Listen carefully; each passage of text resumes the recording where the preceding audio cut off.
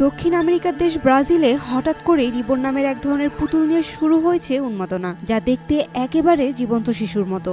Silicon ও vinyl দিয়ে তৈরি এই হাইপার রিয়েলিস্টিক পুতুলগুলো বর্তমানে শিশু থেকে শুরু করে প্রাপ্তবয়স্কদের কাছে দারুণ জনপ্রিয়।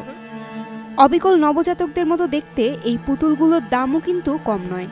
একটি রিবন পুতুল কিনতে হলে গুনতে হবে 1400 মার্কিন ডলার, বাংলাদেশি অর্থে যার পরিমাণ 1,70,000 টাকা।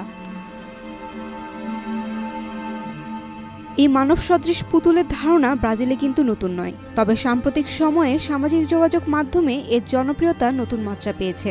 সেখানকার স্থানীয় ব্যবসায়ী ও রিবন পুতুল নির্মাতা এলানা নাসিমেন্টো জানান, দেশটির সাও পাওলো শহরের একটি পার্কে পুতুলটির সংগ্রাহক এবং বিক্রেতারা নিয়মিত মিলিত হন। বসুন্ধরা ডায়াপেন্ট এখন আরো উন্নত। এই hot air throw top sheet দ্রুত শোষণ করে সোনামণিকে দেয় কোমল অনুভূতি। তিনি জানান, একবার এক নারী শপিং মলে নিজের রিবন পুতুল নিয়ে যান। তখন আশপাশের লোকজন তাকে পাগল বলে ভিডিও করে সামাজিক যোগাযোগ মাধ্যমে ছড়িয়ে দেয়, আর সেখান থেকেই শুরু হয় রিবন পুতুলের উন্মাদনা।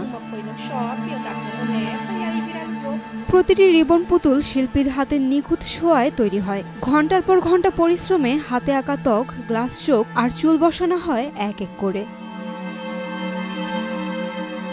শুধু খেলনা হিসেবেই নয়, মানসিক প্রশান্তি কিংবা কেউ কেউ সন্তান হারানোর শোক মোকাবেলায় থেরাপির অংশ হিসেবে পুতুলটি ব্যবহার করেন। তবে এই পুতুল নিয়ে বিতর্কও কম নয়।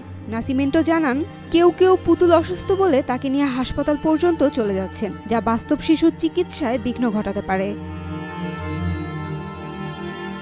অনেকে সমালোচনা করে বলছেন, পুতুলকে বাস্তব শিশু মনে করার প্রবণতা ব্যক্তিকে আবেগ বিচ্ছিন্ন করে দিতে পারে কিংবা ব্যক্তির মনে অবাস্তবকে বাস্তব ভাবার ইলিউশন তৈরি করতে পারে।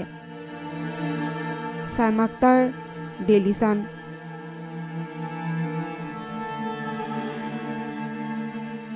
For more updates, follow us on Facebook, subscribe our YouTube channel, get the latest update on www.daily-sun.com.